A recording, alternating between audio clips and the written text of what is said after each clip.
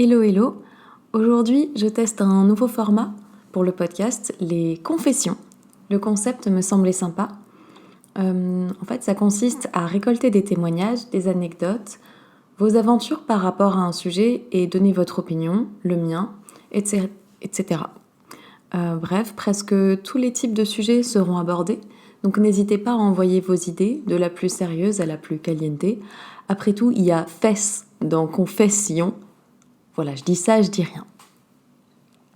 Pour cette semaine, le sujet n'est pas des plus fun, j'avoue. On va parler du fait d'être l'autre fille, la salope qui brise un couple, la tentatrice qui fait le malheur d'une femme honnête en détournant un mâle qui n'obéit qu'à son chibre. Petite subtilité, je vais principalement parler du fait d'être l'autre fille sans le savoir et de le découvrir par après ou au cours de la relation. En gros, quand le gars ne sait pas communiquer et vous prend littéralement pour une conne. Pourquoi ce sujet ? Tout simplement parce que j'aime parler des trucs un peu beaucoup tabous et parce que c'est quelque chose qui m'est arrivé quand j'étais persuadée de vivre mon premier amour, quand j'étais plus jeune, et au final, j'ai surtout vécu mon premier cœur brisé. Enfin, voire broyé, écrabouillé, ces termes-là seraient plus justes. Et j'ai eu l'idée de ce sujet un matin où j'étais réveillée très tôt, après parce que je faisais une insomnie. Et je repensais au passé, aux raisons pour lesquelles ça a été longtemps difficile de faire confiance aux gens, surtout quand je commence à éprouver de l'affection pour quelqu'un. Et j'ai toujours cette peur, en fait, d'être prise pour une conne ou de m'inventer des sentiments qui n'existent nulle part ailleurs que dans ma tête. Et je me suis dit que j'étais sans doute pas la seule à vivre ce genre de choses ou à avoir vécu ce genre de choses. Alors, je suis quand même la première à dire que c'est pas parce qu'il y a un goal qu'on ne peut pas marquer, sur le ton de la rigolade ou pas. Mais quand je suis pas au courant du fait que le gars que je fréquente a déjà une copine, quand il n'y a pas de communication honnête, c'est un peu déstabilisant et ça peut faire mal une fois qu'on découvre la vérité. Évidemment, il n'y a aucun jugement sur personne dans ce podcast. Tu fais ta vie et tu ressens les choses comme tu le veux en fonction de ta sensibilité et de tes valeurs. Et encore un disclaimer, je rappelle aussi que je ne suis spécialiste de rien du tout, à part de ma vie. Donc ne prends pas ce que je dis pour la vérité. Tu peux ne pas être d'accord, et je peux même avoir faux, me tromper. Ce podcast n'a aucune ambition scientifique, c'est juste un moment pour se détendre et bavarder autour d'un café ou d'un verre. Avant de raconter ma life, j'ai envie de vous partager les résultats des sondages faits en début de semaine sur la page Insta de Métapétasse. Merci beaucoup à toutes les participantes. J'ai appris beaucoup de vos témoignages et ça m'a aidé à prendre encore plus de recul sur ce que j'ai vécu, à voir des différences ou des points communs, même si l'expérience de chacune demeure unique et légitime en tant que telle. C'est toujours un peu compliqué de parler des choses liées à la vie sentimentale. C'est quelque chose de très subjectif, mais en même temps, je trouve que l'échange de confessions, la discussion à cœur ouvert, comme en soirée pyjama, c'est trop top. Et en fait, j'ai pas d'autres mots là tout de suite pour décrire ça. Alors, venons au résultat. À la question « T'a-t-on déjà trompé ?», vous avez répondu oui à 52% et non à 48%.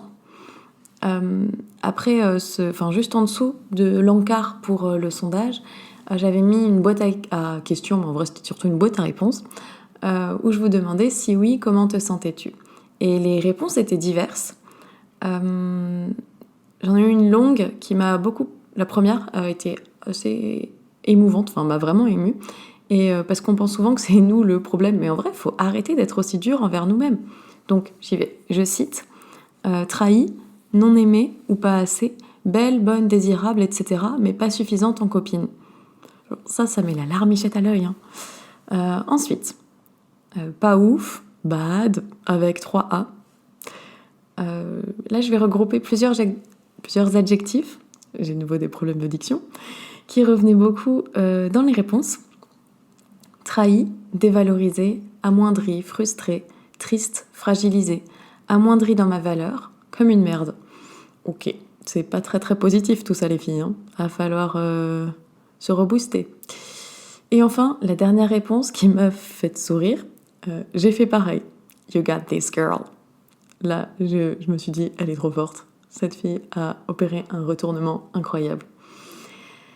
Alors on peut penser ce qu'on veut, ouais, ça se fait pas, c'est de la rancune, mais c'est pas grave. On a le droit de se venger ou pas, ça peut être de la vengeance ou pas. Si quelqu'un a le droit de faire quelque chose, ou s'octroie le droit de faire quelque chose, pourquoi est-ce que nous, on n'aurait pas le droit?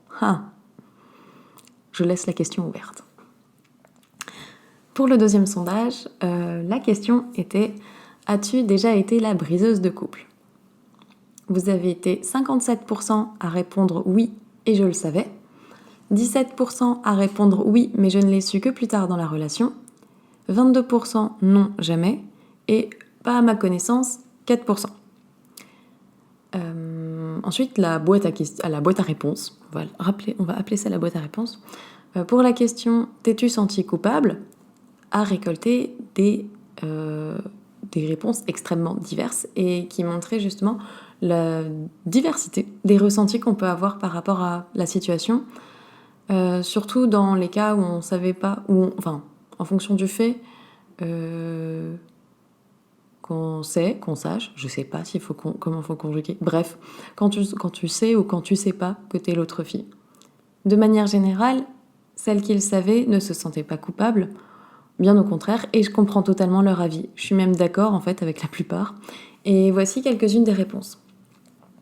Absolument pas. J'ai dit et redit au gars qu'il l'a blessée. Donc là, je pense que la fille parle de la vraie copine officielle. Et qu'il devait lui parler, il l'a fait. La suite de la réponse ne dit pas comment ça s'est passé. Mais ok, c'est bien si le gars l'a dit. Voilà. Après, ouais, j'ai rien d'autre à ajouter là-dessus. Ensuite, deuxième réponse. Non, Balek, pas mon problème, chacun ses choix. Ok, ça m'a fait rire. Oui, mais ça m'excitait un peu. Je suis tellement d'accord avec cette réponse. Si tu sais que t'es l'autre, la maîtresse, ça te donne une de ces positions de pouvoir. Ça peut être vraiment jouissif. Non, j'étais en mode one life, je fais ce que je veux, j'étais plus jeune. La jeunesse. Oui, d'avoir foutu le bordel et causé des disputes. Oui, coupable vis-à-vis d'une autre fille à qui j'ai fait du tort sans le savoir. Voilà, c'est tout pour les résultats du sondage. Encore un grand merci pour vos réponses et votre participation à la vie du podcast. Maintenant, c'est parti pour le moment confession. Pour faire court et raconter ma vie en deux spies, il y a 3-4 ans, je suis tombée amoureuse pour la première fois. Et donc on m'a aussi brisé le cœur pour la première fois dans un laps de temps très court, mais vraiment extrêmement court. Depuis, j'ai pris du recul et je suis passée par toutes les phases émotionnelles.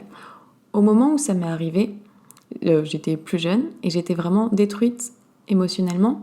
J'ai perdu toute confiance dans les relations amicales et sentimentales et aussi toute confiance en moi parce que je me sentais nulle, débile, aveugle. Pourtant, quand je parlais de ma rupture et de ces circonstances, j'en parlais en rigolant, en faisant des blagues, comme pour minimiser ma douleur. Et en fait, c'était pas très sain. Je voulais croire que j'étais plus forte, que c'était pas grave. Mais en vérité, j'ai eu énormément de difficultés et de mal à refaire confiance aux gens et à ouvrir mon cœur, à nouer des amitiés. Je me jugeais beaucoup en me disant des trucs du genre « Pourquoi t'as été aussi aveugle ? Mais t'es complètement débile pour te rendre compte de rien ?» Et en fait, non, avec le temps, je me suis dit que j'étais juste amoureuse d'une personne que je ne connaissais pas vraiment ou qui n'existait pas, que j'avais projeté un idéal sur la personne réelle. Et en vrai, quand j'y repense, j'étais heureuse quand j'étais avec lui. Et ça, je ne le nie pas et je pourrais jamais l'oublier. C'est d'ailleurs pour cette raison que la douleur était vraiment intense quand j'ai appris que j'étais la fille avec qui il flirtait quand il y avait déjà une relation avec une autre. Et en fait, il y avait vraiment un arbre, que dis-je, un baobab qui cachait la forêt, même la forêt amazonienne, même s'il n'y a pas de baobab dans la forêt amazonienne. En fait, la manière dont la relation s'est nouée avec lui, c'était vraiment intense. Je me suis pris du love bombing au quotidien. Et ça doit aussi être ça qui m'a aveuglée. Et puis, dès que ça s'est fini, j'ai vécu ma pire expérience de ghosting. C'était vraiment ingrat, lâche, méprisant et aussi humiliant. Bref, depuis, je déteste le ghosting. C'est que mon opinion, mais je trouve que c'est un manque de respect incroyable où tu refuses de dire au revoir à quelqu'un. Tu fuis comme un lâche, par mauvaise foi en fait. Alors je demande pas nécessairement des explications, mais juste je vais prendre mes distances ou on s'arrête là, ou au revoir, bye bye, hasta la vista. Mais t'as pas besoin de te justifier de partir en fait. parce que c'est tout simplement ridicule de faire le ou la morte. Enfin, on est des êtres humains, pas des opossums. Enfin, du moins, c'est ce que je pense. Pour continuer l'histoire, quand je me suis faite larguer et que tous les morceaux de cette aventure, dont je vous passe les détails, se sont mis bout à bout, en fait, je savais plus ce que je ressentais. L'amour était encore là, enfin, ce que je pensais être de l'amour, mais c'était de l'attachement. Enfin non, en fait, j'étais amoureuse. Mais bref, c'était un amour triste, mélancolique, acide. Je comprenais pas tout. Pourquoi je m'étais pris autant de love bombing en pleine face pour que le gars disparaisse. Ça faisait pas sens. C'était trop intense d'un coup. Et en fait, au cours de cette relation, j'ai découvert ce que c'était que le grand frisson, l'intimité, un premier bisou, ma première fois, etc. Je voulais que tout ça soit parfait, j'avais un idéal et je ne voulais qu'aucun élément ne trouble cette vision idéale. Ça doit être pour ça aussi que j'ai rien vu venir parce que j'étais trop à fond dans mon délire de tout doit être parfait. Et tout ce que je pensais avoir découvert sur ma vie, ma sexualité et tout, enfin tout ça s'est effondré quand on m'a raconté la vérité et ça m'a brisé le cœur pendant quelques années. Ensuite, je me suis sentie extrêmement coupable vis-à-vis de la fille à qui, en fait, j'ai fait du tort, du mal, sans le vouloir, sans le savoir. Mais la vérité, c'est que j'ai rien fait de mal, c'est pas ma faute, je savais pas. Et c'est d'ailleurs elle qui est venue me parler pour me raconter en fait toute l'histoire que je ne connaissais pas quand je me suis faite larguer. Et au lieu d'être en colère contre moi, même si elle m'a avoué qu'elle l'était d'abord au début et qu'elle me détestait, mais ça a changé quand elle a compris que je ne savais pas. En fait, elle a été adorable, gentille, elle se souciait de moi, de mon état émotionnel, et j'oublierai jamais ce qu'elle a fait en fait pour moi et pour nous deux à ce moment-là. Même si elle semblait m'avoir pardonné, je pouvais pas me défaire de ce sentiment de culpabilité parce que dans l'imaginaire et les croyances collectives qui forment nos petits cerveaux dans un monde fondamentalement misogyne et patriarcal, si un gars trompe sa meuf, c'est toujours à cause d'une autre fille, mais vraiment à cause d'elle, cette salope. Franchement, la briseuse de couple, la tentatrice. Mais bon, au gars, on dit pas grand-chose, parce que c'est naturel d'être guidé par les pulsions de son membre viril, donc on oublie plus facilement. Ça arrive souvent, c'est même totalement normal. En fait, s'il y avait un bingo pour la vie des mecs, je pense qu'il y aurait une case tromper sa meuf. Bon, évidemment, je généralise, mais ce sont des phénomènes qui se produisent encore régulièrement quand on voit les sondages. Et je sais que ça ne va pas que dans un sens et qu'il y a aussi des meufs qui trompent leurs gars. Mais ça, c'est pas le sujet aujourd'hui. Ça pourra l'être dans un autre épisode, si vous voulez. Voilà. Aujourd'hui, je me dis que c'était une bonne leçon. Que même si je me suis renfermée sur moi-même le temps de guérir mes petits bobos au cœur, ça valait le coup. D'ailleurs, petite confession, lui aussi c'était un bon premier coup, même si son manque d'honnêteté m'a profondément blessée. Avant de vous dire au revoir, ma référence culturelle cette semaine, c'est le podcast Colette se confesse. Connaître et partager ses désirs, par Colette Williams. J'adore sa voix, elle a une voix tellement douce et sensuelle, c'est tellement agréable à écouter. Même si j'écoute pas les histoires immersives, plutôt les interviews avec des guests sur des sujets divers, toujours autour de la sexualité. Ce podcast est franchement top, ouvert, libre et sans tabou. C'est le cours d'éducation sexuelle qu'on n'a jamais eu au collège, parce que tout le monde le sait, les cours d'SVT sur la sexualité, c'est pas pour apprendre à prendre du plaisir au lit, mais simplement pour se reproduire, parce que, évidemment, le sexe ne doit servir qu'à ça pour des collégiens. Pour celles et ceux qui ne sont pas encore habitués à mon humour chelou et pessimiste, cette remarque était ironique. C'est la fin de cet épisode.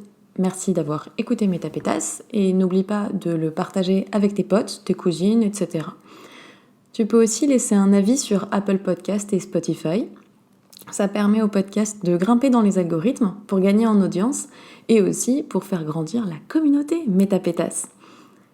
Si tu as des anecdotes, des témoignages ou que tu veux simplement des conseils love, sexo, ou tout simplement sur la vie, ou que tu as envie de partager, je sais pas, un truc, tu peux m'envoyer un DM sur le compte Insta de Métapétasse. Le lien sera dans la description de l'épisode ou par mail. Tu trouveras aussi l'adresse mail dans la description de l'épisode. Je vous fais des bisous, je te fais des bisous, à toi, auditrice, auditeur.